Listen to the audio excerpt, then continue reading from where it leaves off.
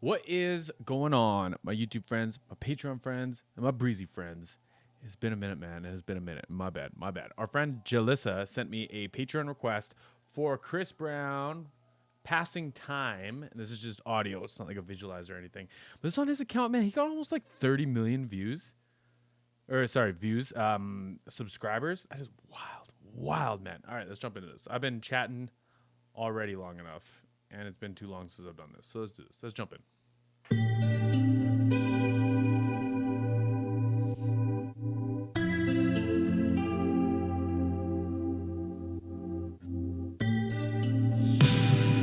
Time after time I tell you why again. Why won't you let me live?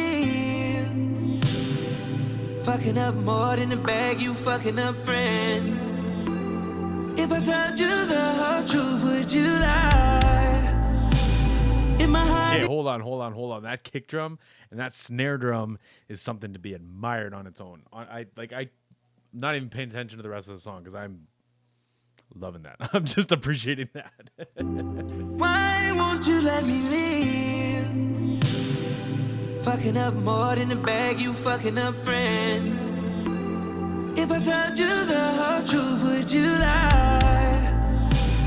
If my heart is in your hands, will I die? If your mama and your daddy don't like me, would you stay in my corner when I fight? Would you love me? So he's basically saying, I'm trying to relate the title to this, and I don't think we've gotten far enough to figure it out. But he's basically saying, like, would you be a ride or die for me? Would you be on my side no matter what? Like, if it's messing with your friends, if it's messing with your family, like, is that gonna take you away from me? Right? Do you believe in life after love? Cause I've been thinking we both had enough, but I'm not saying that's the answer. I wonder, just tell me if it's real, if it really ain't no trust. I'ma make you bust, but I need you to be cool with yourself. Maybe we be going slow-mo. Maybe we should pick it up like on a go-go. Maybe change the pace is needed for the glow. We can take it or we leave it or we show up. Time after time I tell you why again. And like what I really enjoy about Chris's writing is like he can fit these riffs in and like they don't take away from, right? Like I find with a lot of artists, not really like at Breezy's like category, like level of success, right? But like with a lot of artists, they mix in these like riffs and runs and stuff, and it just feels like too much. Like it's like over the top, or it just doesn't like fit quite right. But like that was so smooth, and that was wild, man. Like that was such a clean riff, you know? Pace is needed for the glow. We can take it or we leave it or we show up. Time after time I tell you why again. Why won't you let me live? Fucking up more than the bag, you fucking. So that was interesting. So there's like this reverse snare sound, right? Like I don't know how else to do it. It's kind of got this like, right? It kind of closes off, and then usually there's a big impact. But they're doing that like in the sub too. So I wonder if it's like the 808. You can go into like your audio, like your processing basically. Filter like in Cubase, at least it's literally under processing, and you can change, like, do you want to change the envelope, the length of it, like do you want to time stretch it, or do you want to reverse it? And it feels like they're reversing the like 808, like it's got this like warble up to the 808 impact, right, leading up to instead of trailing off of.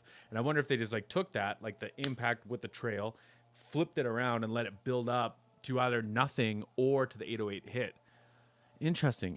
See, like, this is what fascinates me, right? Especially with artists that are so successful and producers. Like I think he's been working with, give or take, the same producer, depending on like on average. I think most of Chris Brown's music is done by the same producer, Tizio.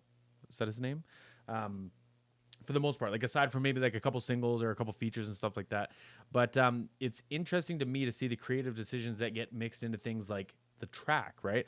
Or like where the vocal sits in the mix. Like this is partially why I'm on this journey myself, right? Like I admire production and music and the creation of it so much because there's so much creativity that goes into it. Like not just in the song development, but like in the mix of it, the production of it, right? And like there's no right answers, there's no wrong answers when it comes to this stuff. Like, just do something that makes it different than the last part. Like, what makes this verse special versus the first verse or the third verse or whatever, right? Like, there has to be changes. Otherwise, it's just the same thing. It just runs like this, right? And that, to me, like, I don't know if that's what they're doing when I was talking about flipping the 808 around. That's what it sounds like to me. But decisions like that are what makes it unique, right? Anyways, I digress. Fucking up more than the bag, you fucking up friends. If I told you the whole truth, would you lie? If my heart is in your hands, will I die? If your mama and your daddy don't like me, would you stay in my corner when I fall? Would you love me? Don't start nothing and it won't be nothing. It won't be nothing. Good love comes with a little bag, no strings. Little bag, no strings. So like bringing in that like low octave, right? Like, it's just a doubled vocal that's pitched down like a octave, right? But bringing that in at different points in the song, like, it makes it interesting. And like, some artists will use that as like, this is me fighting my demons. Like, these words here is me fighting my demons. Sometimes it's just a texture thing and it means nothing. Sometimes it's like a layering thing, like I was saying, but like, it might be used to highlight a certain line, to be like, hey, like, you know, this is important. I want you to hear this. I want it to catch your ear again, like an ear candy kind of vibe, right? Like, it's neat, man. It's neat. Because I don't think, like, in this part of the verse, I don't think this is where the octave came in the last verse. So, like, good love comes with a little bag, no strings. Little bag, no strings. Say now, if you're ready, I can be your savior. Say when and I'ma see you later. Girl, you all up in my head, I keep my distance. I've been wishing for the better in an instant. I've been handling all my shit cause it's the business. But I know if I let go that I will miss this.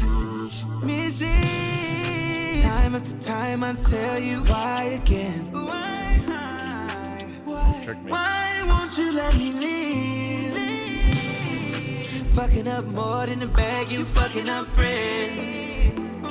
If I told you the whole truth, would you lie?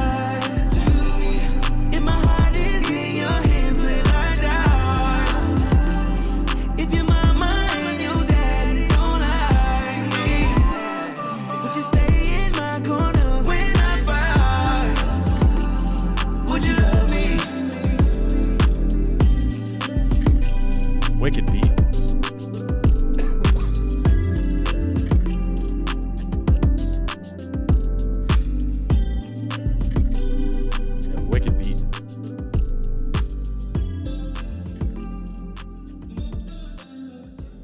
Really cool beat. Like, I really enjoyed that beat.